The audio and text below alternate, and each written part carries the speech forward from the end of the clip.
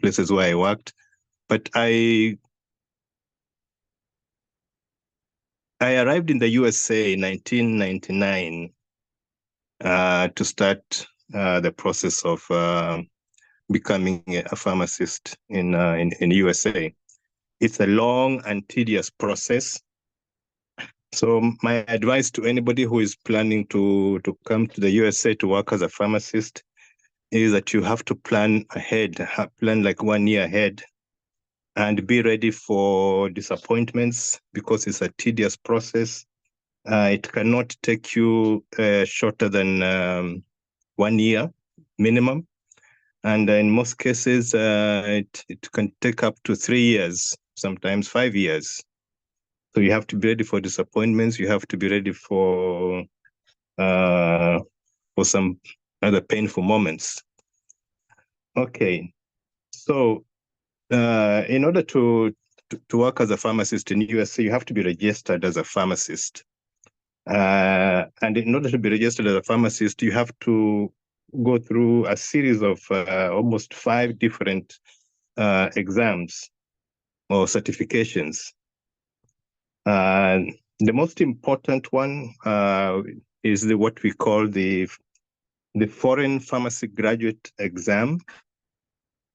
And that one, what happens is that you apply to the national organization. There's a national organization called National Association of Boards of Pharmacy. Okay, let me go back a little bit. So America is constituted of and healthcare in America is what you can call devolved.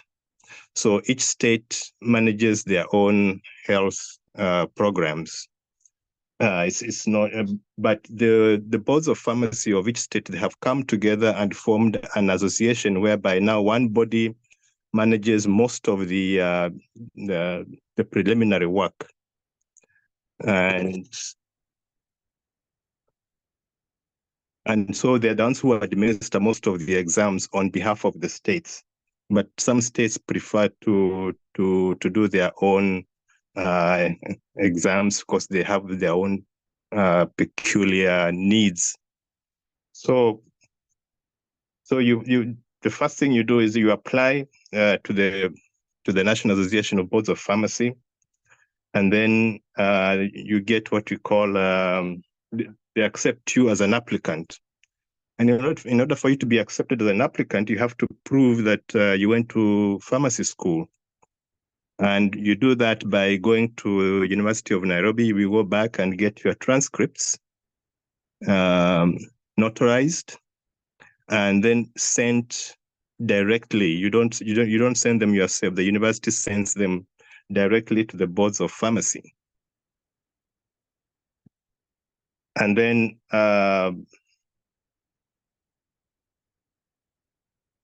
you go to the Ministry of Health. You get your registration certificate. You have it notarized by a lawyer. Now, they are very specific when it comes to notarization. In fact, the application package that you receive, it will tell you exactly how the lawyer should word his notarization. If any word is missing, that it will not be accepted. You have to go back to the lawyer and have it notarized using a wording that they prefer.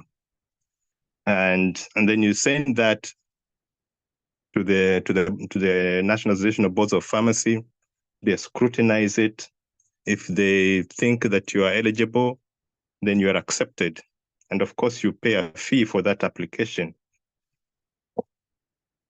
The application fee is, the whole process actually is very expensive. So the application fee, once you've been accepted, the application fee is $550. And then they will accept you now to sit for the exam. And then again, you have to buy the exam in order to sit for it. And this exam is held once a year. For example, this year it's going to be held on 17th of October. So if you miss for this year, 17th of October, then you have to wait until next year. The registration process began May 17th, and the last day of application is September 1st. And then, so that is now applying to sit the exam. Now, this exam, you can only sit for it in U.S.A. So you have to find a way of coming to U.S.A. to sit for the exam. That is the tricky part. And so you have to look for a travel visa to travel to U.S.A.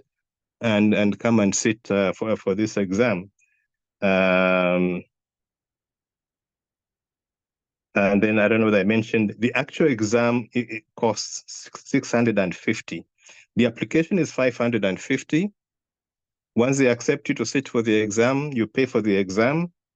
The exam is $650. So already there you are looking for almost $1,100. $1,200 in fact. So you travel to you find yourself a visa and you travel to USA and sit for the exam. And again, you have to plan ahead. So if you go for the visa and you're denied and you've already paid for all this all this money for the exams, then you can see you're already short by $1,000 because you have to reapply again the following year, and then you have to pay for that process again. So you have to really plan ahead. So if maybe the first thing you should do is try and see if you can get a visa to travel. If the U.S. Embassy in Nairobi agrees to grant you a visa to travel, then that way you are at least you are assured that when you pay for these exams, you'll be able to travel. So while you're applying for the visa, you're also contacting the University of Nairobi to get your transcripts sent to the National Association of Boards of Pharmacy here in USA, and you're also getting your certificate from the Ministry of Health. Have a lawyer notarize it. So, and then from there you can proceed. So once you have achieved that, the National Association of Pharmacy here, it will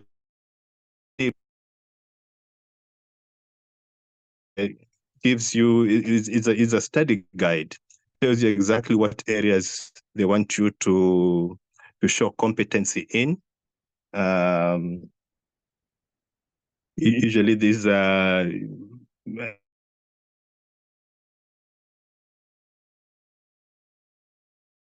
if you go to the website of National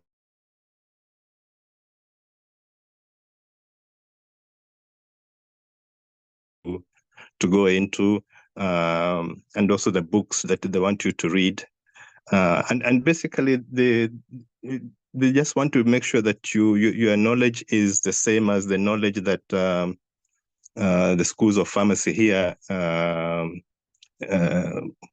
give to their students. And usually this would cover things like what you studied in the first year, second year, and third year at the university. So those are usually the basic sciences, the health sciences. Here they also include a bit of economics. They want you to know a bit of economics. They also want you to know a bit of marketing. So they want you to do, at least to have some basic knowledge of marketing, accounting, and economics. But you just follow the study guide. The study guide will tell you how deep or how deep to go into those areas. So if you are lucky enough and you've worked hard and you have studied, you get your foreign pharmacy graduate examination committee certificate. Oh, let me go back a bit. Once you pass the pharmacy exam, then you're supposed to now sit for the TOEFL. The TOEFL is, of course, the test of English as a foreign language. They want you to do, and it involves listening, speaking, writing an essay, and so they want to make sure that you really can communicate in English. So in my case, I had to do the computer-based TOEFL of speaking, of writing and listening. And then I also had to do a second one, which is a test of spoken English. Now, the test of spoken English, from what I've discovered, talking to colleagues who also came through the same process, some of them had to resit the test of spoken English a couple of times, because you have to really speak in a way that Americans can understand you. So there's sometimes that you have to go to a language school. Now, a language school will tutor you on the on how to speak the American English. We're talking about American English, not British English. So you really have to you really have to be careful about that. Sometimes it's not easy. It's not easy to change your accent, but with some of the language schools, they can teach you how to pronounce certain letters the American way, certain words the American way. There are some particular words which are spoken in a way that you are understood. But it makes sense, because as a pharmacist, you're going to be talking to American patients, and you're expected to be understood. There's no point of talking to somebody and that person does not understand what you're saying, even if you're giving them very, very good and essential knowledge about drug use, side effects to watch out for, how to take their medications. If they're not able to understand that, then you are doing those patients a disservice, because they were not understood what you're saying. So it is something to take seriously. So if you feel that your spoken English is a bit wanting, then go to a language school, look for an English tutor. I think the American Embassy or U.S.A. somewhere in Nairobi, they can they have places where you can go for that. And that way you don't have to end up in a frustration where you pass your pharmacy part of the exam very well, highly, and then you are floored by test of spoken English. They say you cannot speak well enough. That can be very frustrating. So the second part of becoming a pharmacist. Now this one is almost specific to each state, because we have the different states, like I said earlier. We have Massachusetts, we have New York, you have North Carolina, South Carolina, Georgia, Florida, California. Each of them have their own board of pharmacy. Board of pharmacy is like, of course, in Kenya, the Pharmacy and Poisons Board, which administers, regulates the use of medications in each state. The ones who register register and give a license to practice in each state. You cannot use a license from one state in another one. They will not allow you to work there. So you have to apply to each state and work there. If I give my own specific example, when I arrived in U.S.A, I lived in Massachusetts. So I had to get a Massachusetts license. Now, to get that, you apply to the state, and the state will ask you your transcripts, and you tell them, oh, you are a foreign graduate, and then okay, they say you're a foreign graduate. Do you have the foreign pharmacy graduate equivalency certificate? And then, of course, you'll tell them, yes, I have it. That is after you have struggled for more than a year to get it. And then they will allow you to apply. Now, the application fee is $100. And once they feel that your knowledge is equivalent to the knowledge of students in their state, then they will allow you to apply to buy the exam. Now, the exam is $520. So you apply $100 and then you pay for the exam $520. And now the state exams are in two parts. The first one is highly clinical, while the foreign pharmacy graduate exam really looks at your education from first year, second year, and a bit of third year, the basic sciences. The state exam really looks at your fourth year, which is really, I believe at the time I was a student, this was this is where we learned about pharmacology and the clinical application of drugs. But here it's very extensive. The clinical application here, they put a lot of emphasis on the clinical knowledge. So, for example, some of the questions they will ask you, they'll give you a patient's profile. Let's say in a patient who has come to see a doctor, and they'll give you the profile, like the blood work profile, like the sodium content in the blood, potassium, the kidney function, the liver function profile, the blood pressure, and then they'll give you a list of the medications that the patient is taking, and then they will give you the complaints of the patient. And then they will ask you, okay, according from what you have seen and the patient's complaints, what medications would you prescribe for this patient, or what adjustment would you make to the medication profile?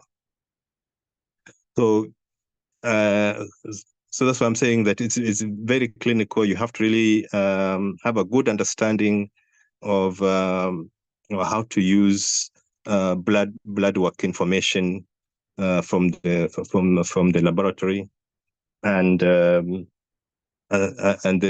signs and symptoms of the patient, and of course the vital signs of the patient. Put that all together, you come up with a diagnosis, and then you offer a treatment plan.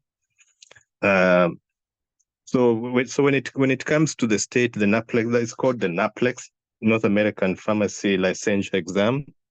You really have to really be up to date with your clinical knowledge of drugs.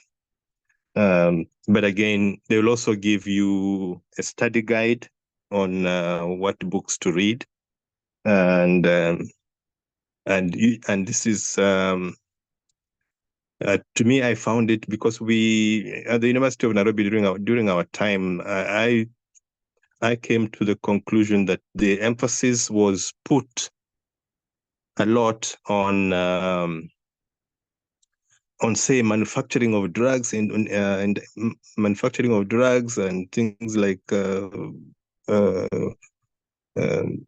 let's say how our tableting machine works. There was too much emphasis on that when we were at the university, and when I came here, I felt that there was not enough emphasis on the clinical application of those of those medications. So it took me quite a bit of reading to go back and change my approach to pharmacy. So that's the first part. The second part of that state exam is the law. Pharmacy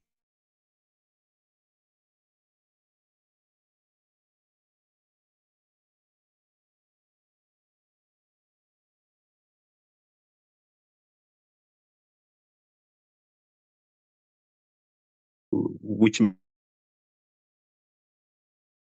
situations. Some of them, there's a legal aspect to those medications.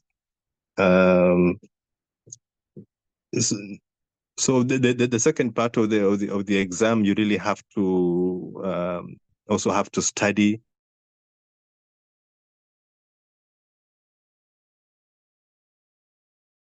the laws in Kenya.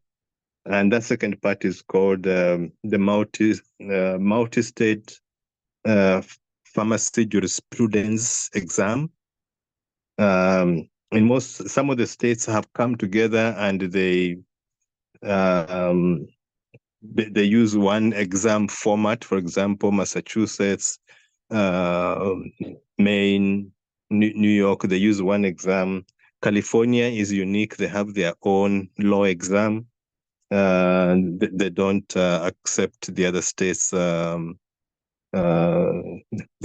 exam. So you have to sit separately. So for example, when I got my license in Massachusetts, I used to live in Boston at the time, and I wanted to transfer to California. I had to sit another exam and pass in order to come and work in California. So once you pass that, then you get your registration certificate, and then you get your license to work. Now, before you can sit for that state exam, they want you to do an internship. And that internship it consists of this. The requirement is 1,500 hours. That is like 6 months. So you've done your foreign pharmacy graduate exam, and you have passed. You have your certificate. You apply for NAPLEX. You apply to the state. The state allows you to work as an intern. So you're working as an intern, supervised by a registered pharmacist here, and so you have to work under that pharmacist for 1,500 hours. It's about 6 months, and 6 months, and then some states, because people they want to rush through the process, so they do overtime. They work Saturdays and Sundays, and from 8 to 8, 12 hours, because they want to shrink that time. So some states have come up with a restriction. You can only work 40 hours a week maximum. So that is 8 to 5, Monday to Friday, and you cannot go beyond that.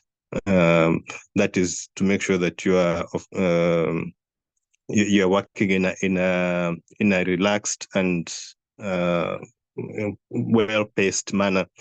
You are not rushing through the whole process. And then, of course, you have your hours. There's a form that the pharmacist fills in every day and says, yes, today, this particular day, you worked from 8 to 5, and he signs off on those hours. So every day you have to get your pharmacist to fill out the form and make sure that you are getting credit for all the hours that you have worked. Otherwise, you'd end up working so many days and they're not getting credit for the hours. And then, of course, before you can work in America, you have to get a work permit. Now, that's the other tricky part. Just like there's a tricky part in traveling, getting a visa to travel, to come and do the exam. There's also now another tricky part of getting a work permit. Now, to get a work permit, this is this is what allows you to work in America. Otherwise, if you try to work illegally, that will mess you up totally, and you might end up getting chased away from the country. So the best route to use is because there's a shortage of pharmacists in America. It has always been since I arrived 20 years ago. Up to now, they're still having a big shortage. The best thing is to, once you've got your foreign pharmacy equivalent certificate, best thing is to approach a local pharmacy where you are living at the time. If you are living in Boston, Massachusetts, or you are living in New York, or you are living in Atlanta, Georgia, you go to a local pharmacy and you tell them you want to work as a pharmacist, but you don't have a work permit. Can they sponsor you? Most of them, almost 99%, they'll tell you, yeah, we can sponsor you. So you go to a local lawyer, and the lawyer will guide you through the application process. Now, this is an immigration lawyer, so if you can ask relatives and friends that are probably hosting you, they can send you to a good immigration lawyer, and the immigration lawyer will guide you through the process. They'll give you the forms to fill. You take them to the pharmacy, and the pharmacy manager, usually it is the what we call the district manager. Usually, if it's a big chain pharmacy, some of the big chain pharmacies here are in every state. They have like 5,000 stores or pharmacies, so it's a chain. So and in each state there'll probably be 1,000 pharmacies. And so you go to the district manager who manages a particular area, maybe the area where your hosts live. You ask for the district manager, and then the district manager will give you a letter of intent to employ you as a pharmacist. So they tell you, okay, once you get your certification, we are going to employ you as a pharmacist, and you are and they'll give you the salary that they'll be able to pay you. Usually here the salary is quoted per hour. As an intern, they pay, usually it's an average of about $21 an hour. And once you qualify, you get your license, that goes up to a minimum of $60 an hour. And in some states, like in California, California probably pays the highest. It's close to $75 an hour, depending on the town where you're staying. Yeah, if it's a rural town, they pay a little less. It's a big city, they pay more. And then some of the companies, they need pharmacists in the rural areas, so they'll probably want you to sign a contract that once you have joined them, you're going to work in a rural area for minimum. In my case, it was two years in a rural setting. Okay, here they say it's a rural setting, but it's actually just a remote town. And some of those small towns are quite pleasant to live in. They're not actually rural by Kenyan standards. So, and then sometimes they will give you an extra $2 or $3 an hour for working in those rural areas. And as an incentive, they might also give you what they call a sign-on bonus. A sign-on bonus is just a way of attracting pharmacists to work in a rural setting. So once you get that letter from the company, from the district manager, you take that letter to immigration. Let's say take the letter to the lawyer. The lawyer will fill out the forms. You take those forms back to the company. They'll stamp it and they say, yes, we are going to employ him once he gets the certification. You take those forms. The lawyer will take those forms to immigration, and they'll file. They'll be able to give you a work permit. Once you get the work permit, then you can start working as an intern pharmacist for 6 months, or for 1,500 hours. And then you graduate, and then you're able to get your license. Okay, so I don't know if there's any question.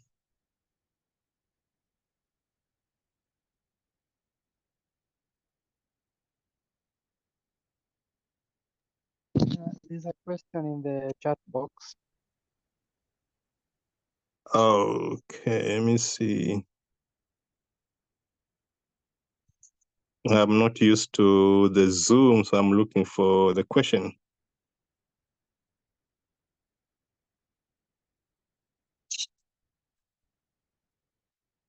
Oops.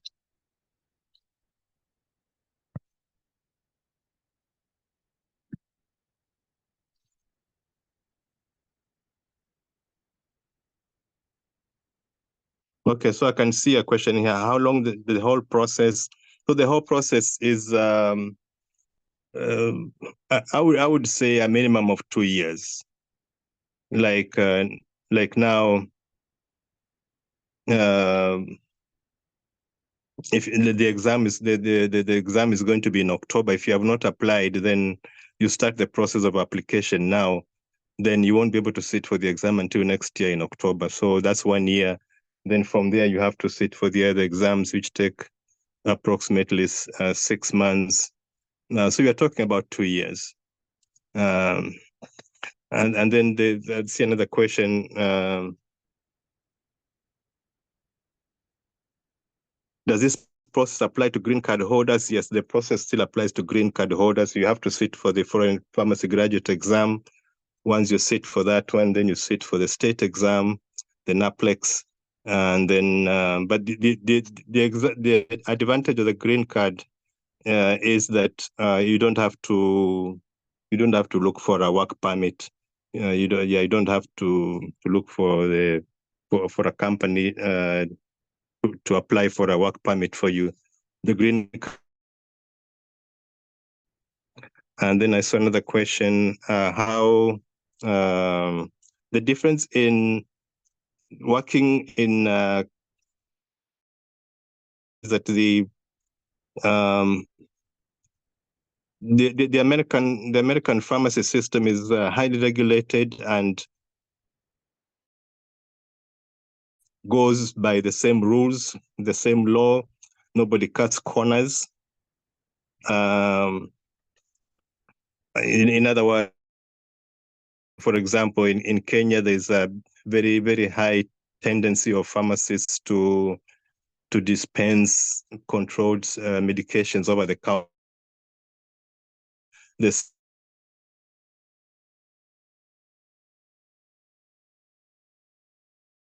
in an envelope, take 1-3 times a day and gives to the patient, and the patient walks out.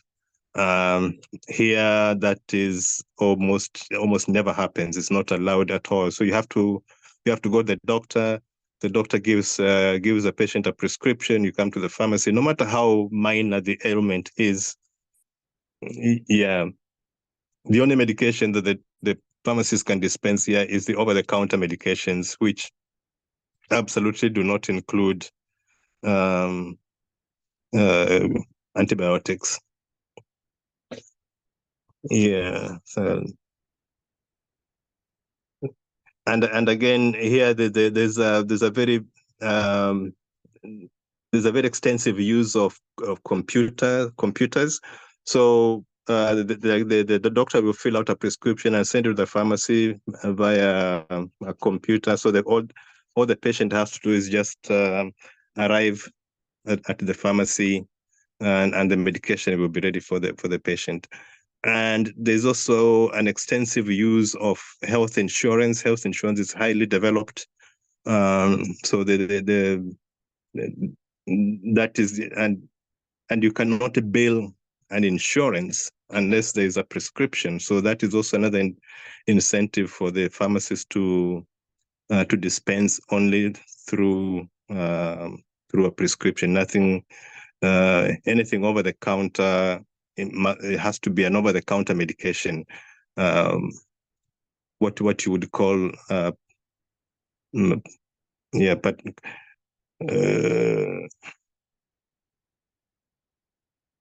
part one poisons, those ones are all by prescription. So you never find a pharmacist here dispensing a part 1 poison without a prescription.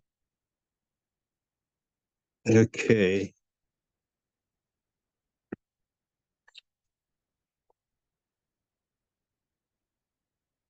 So must one work in a retail pharmacy? No, you can work anywhere. You can work in a hospital, or you can work in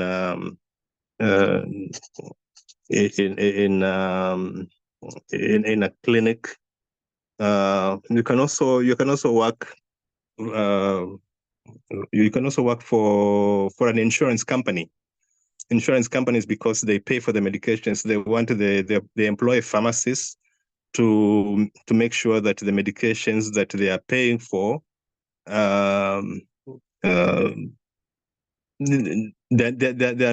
they've been prescribed properly. In other words, there is no overusage of the medication and there is no underusage. So it's that everything is optimal. So they try to optimize what they are paying for and make sure that they're not paying for medications that are not required. And this again is where pharmacies come in quite appropriate, where you align the diagnosis with the medication that has been prescribed, whether it is appropriate. You question whether maybe the doctor could have prescribed a more appropriate medication, and then so the pharmacy might end up calling the doctor to ask the doctor whether they have tried various other medications first before coming to the one that they have prescribed. Okay.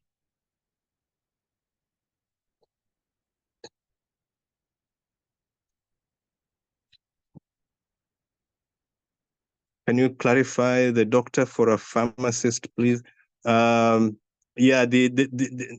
the doctor for a pharmacist, the degree that is given here, because there is extensive clinical curriculum for the students. They go through they do extensively clinical knowledge. So the PharmD degree that they get is actually a doctor degree. So it is a doctor of pharmacy. Yeah, but it comes with a lot of clinical experience as usually the last year and during the internship. Yeah.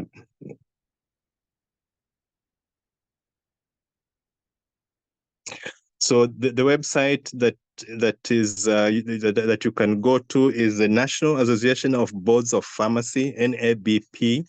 That's where you get all the information about application to become a pharmacist in America. Would you advise foreign students to enroll in accelerated PharmD?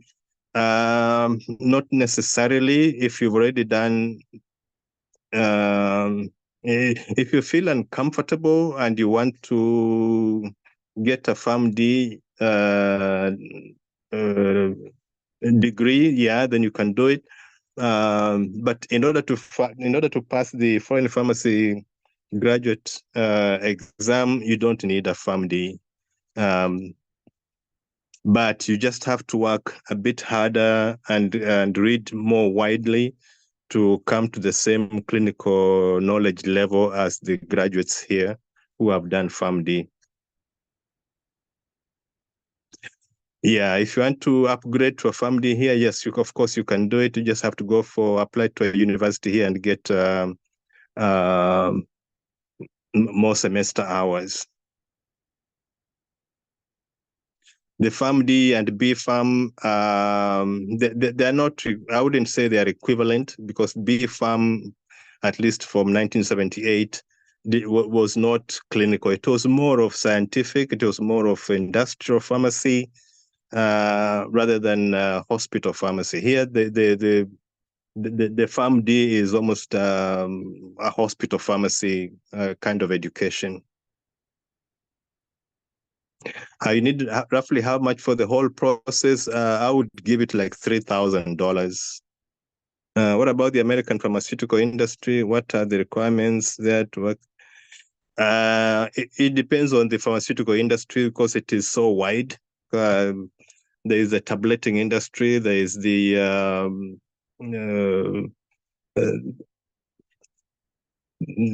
these are the new treatments that have come up.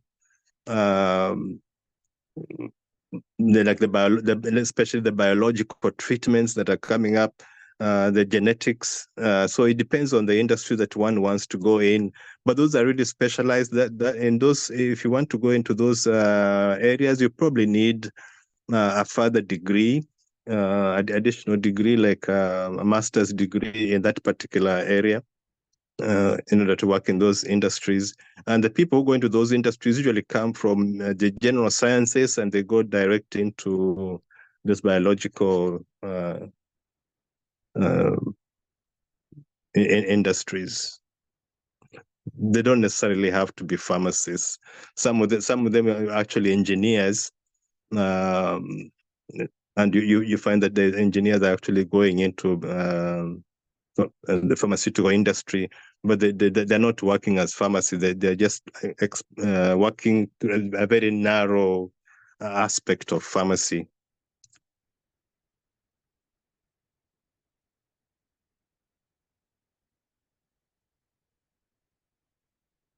Okay, I see here somebody says B-Pharm is more clinical and is 2 years preclinicals and 3 years in clinicals.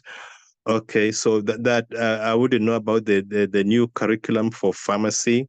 But if it is 2 years preclinicals and 3 years in clinicals, then you are probably coming to a PharmD level here in America, and therefore your transcripts will probably show the Foreign Pharmacy Graduate Committee that you are the equivalency of your education in Kenya and here is almost the same, and that will give you an advantage to give you an advantage in the application process. But you cannot skip that that exam. You must, as long as you have not been a student in an American university, you cannot skip that certification of foreign pharmacy graduate. It's a requirement in the whole country. If you want to apply for a visa, you have to apply for a visitor's visa to start with. Then you come and do the exam, and then my advice would be once you've done the exam, you go back to Kenya. Try not to overstay your visa, because once you mess up that process, then the immigration kind of locks you out, and it's a big, huge disadvantage.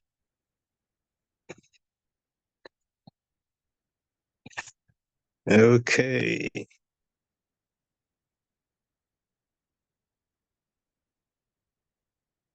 What other opportunities can immigrant pharmacists explore in case they do not want to transition to routine pharmacy? Well, you could start your own business. There are all those opportunities of starting your own pharmacy. Once you become a registered pharmacist, you can practice like any other pharmacist who qualified locally, like any other person here, and you are free to start a business as you wish. Inquiring about pharmacy benefit managers in U.S.A, are they crucial? Yeah, this is part of the American healthcare system. The pharmacy benefit managers, they are like a link between the dispensing pharmacist and the manufacturing pharmacist. And the insurance, because in America, 99% of the citizens they have health insurance, and health insurance negotiates with the manufacturer the price of drugs, and the person who negotiates on behalf of the health insurance is the pharmacy benefit managers.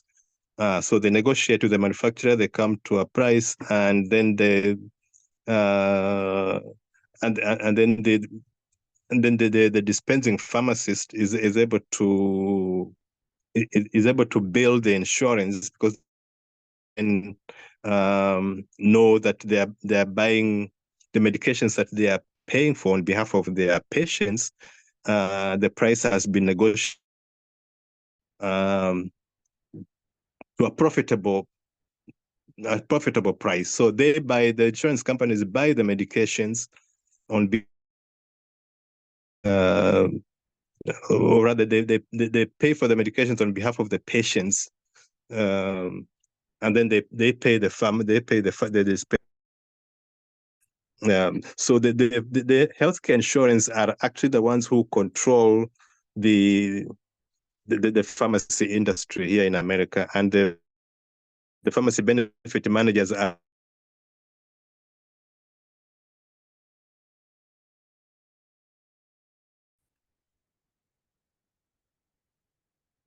so if you're looking for a visa, okay, that one is the travel, the visitor's visa would be the best one. But if you have a green card, then you are way ahead.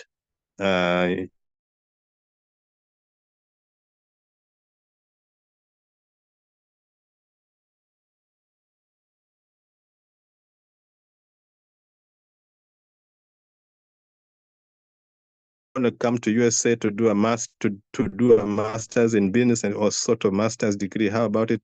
Is it a relatable process? The advantage with a master's degree, let me put it this way, that it rewards education very well. Whatever education you have, you get rewarded very well. So if you have a master's degree, let's say MBA, you have a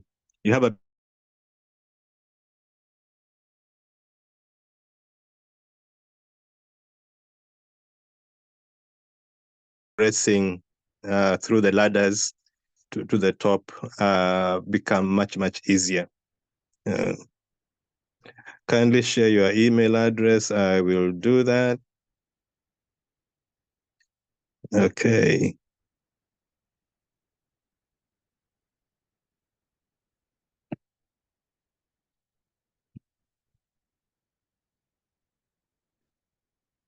Yeah, I don't see any more questions.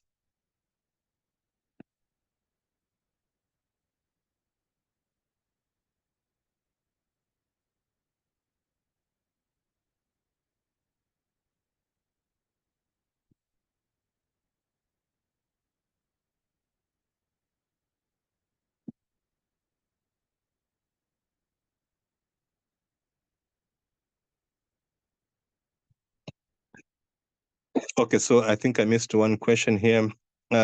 Somebody is saying two exams prior to internship.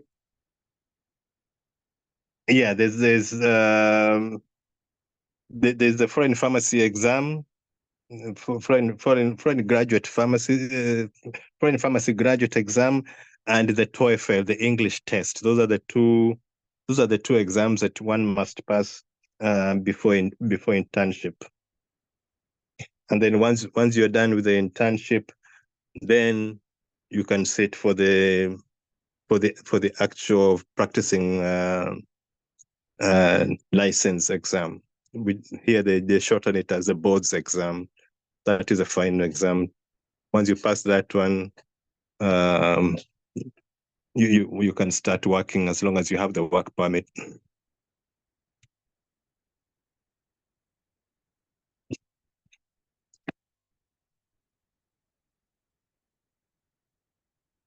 Yeah, like I said, if you have a green card, you're several steps ahead, and all you have to do is just concentrate on the on the exams. You don't have to worry about work permit. The green card is the work permit. Between working as a pharmacist in Kenya, which one is better? Well, it depends on one's outlook to life. I like it here.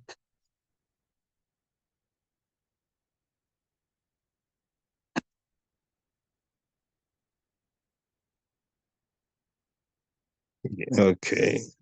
All right.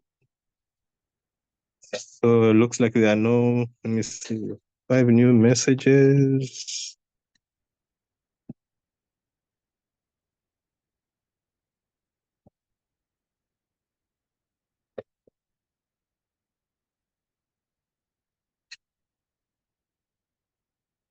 So if you want to work as a med rep in USA, there's the same process. You have to go through the same process, and then once you get your registration certificate as a pharmacist, then you approach a company. Usually the manufacturing companies, they are the ones who would employ medical reps. And again, there's a lot of restriction here on medical reps. You cannot leave samples. You cannot take pharmacists out to dinner. It's not allowed. You are not allowed even to leave a sample in a pharmacy. You can only leave a sample with a doctor's office. And this is because they're avoiding this issue of corruption, where people are given kickbacks in order to prescribe or to dispense particular medications over another one. So it's a way of leveling the field. So all you can do is just go and talk to a pharmacist, give them a pamphlet of what you are selling, and then you walk out. If you're found leaving any samples or offering any gifts, that could heavily impact your license as a pharmacist.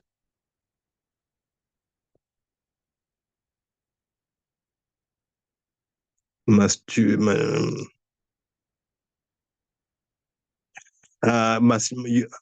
show enough funds to support your way? That would be at the American Embassy in Nairobi. Those are the ones who, before they give you a visa.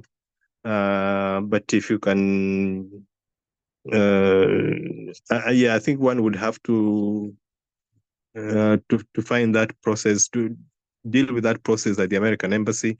But there are some companies, I think online, I've seen some companies are available in Nairobi that offer help in getting visas. They give you they tell you how to go about it. And they're able to help you get the visa. I don't know how that works out, but I've just been seeing that online. But if you want to do it yourself, then of course you have to show that you have enough funds to support your way here. You have somebody here who will take care of you while during your stay here, like accommodation. Somebody who will take care of, if you get sick, they can support you in terms of getting health temporary health insurance, and they'll be able to cover your day-to-day expenses.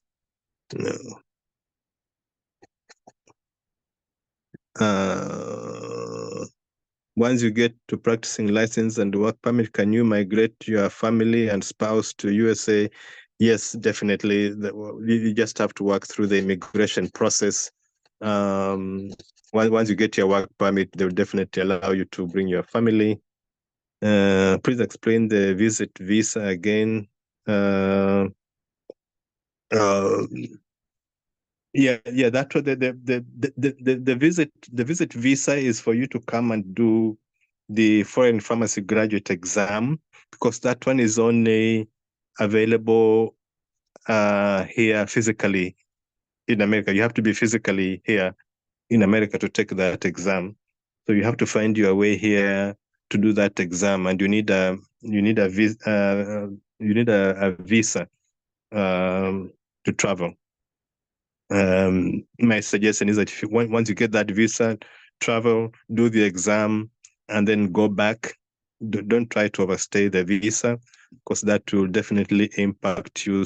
Then you not be able to travel again to come.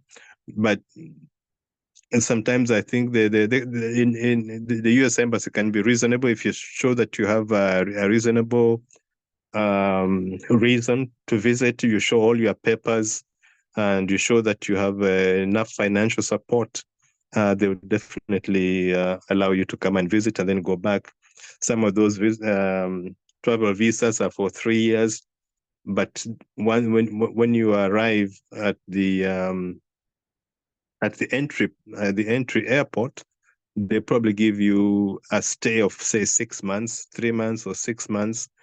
Yeah. So once you've been here for 6 months or before that expires, please travel back and then come back again. That way you don't mess up your travel visa. All right.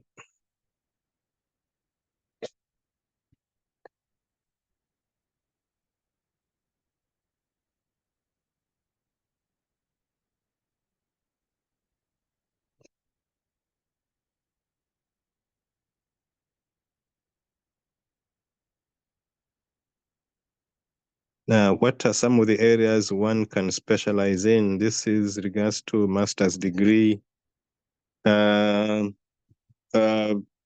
Practically any in any branch of pharmacy, you can get a master's degree in it. You name it, you'll get it. But it just depends on the university that you want to go to.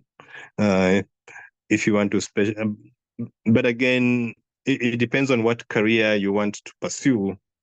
For example, if you just want to work as a pharmacist, you might want to just go for the specialty specialty courses, like what we call the medication therapy courses. Medication therapy is where, as a pharmacist, you call once the patients have picked up their medications, you follow up their progress with the medication. So if the patient comes, picks up a new medication today, after 3 days, you call that patient, ask them how they are doing on it.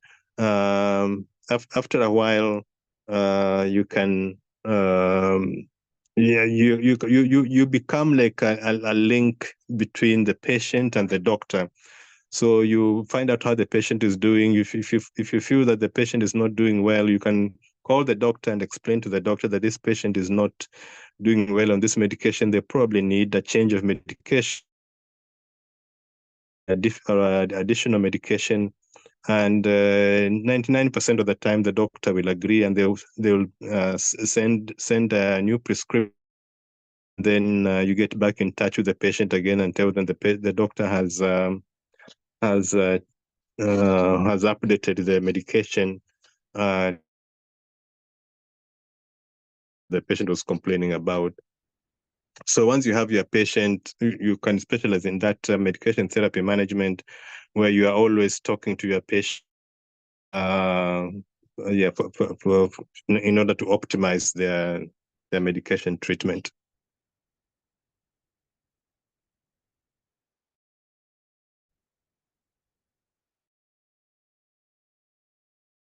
Areas one can go in, and there are several specialties.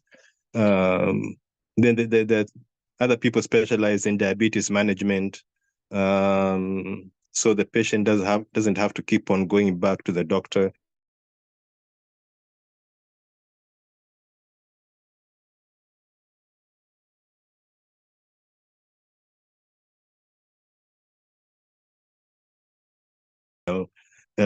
Probably need to change this, and the doctor will authorize. All right.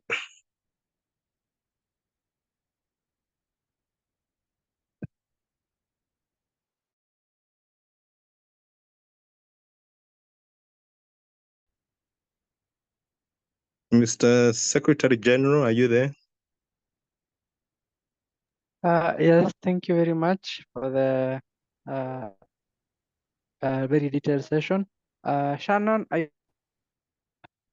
Yes. Hello? Hello? Wonderful. Yes. So thank you, Kyoko, number one, for moderating this meeting. I was running late and I realized, we had to do something about it. So thank you, Kyoko. Paul, thank you so much as well for taking us through from the notarization to $20 to $21 per hour, and then $70 to $75 per hour for California, then $60 per hour, for most of them. So personally, I have really learned a lot on behalf of my Nupsa team and on behalf of the pharmacy students that you're in. We are very grateful. Kyoko, over to you. Yes, thank you, everyone, for staying tuned. Thank you for for sparing the hour. Thank you all for enlightening us on the matter. We Okay. hope we'll see you again soon. And Okay. for those who will, You're welcome. You're welcome. I enjoyed talking to you. You're welcome anytime. Let me know if you need any clarification on any other matter. okay, so guys, have a good night. There comes the end of our session. Okay. Bye bye.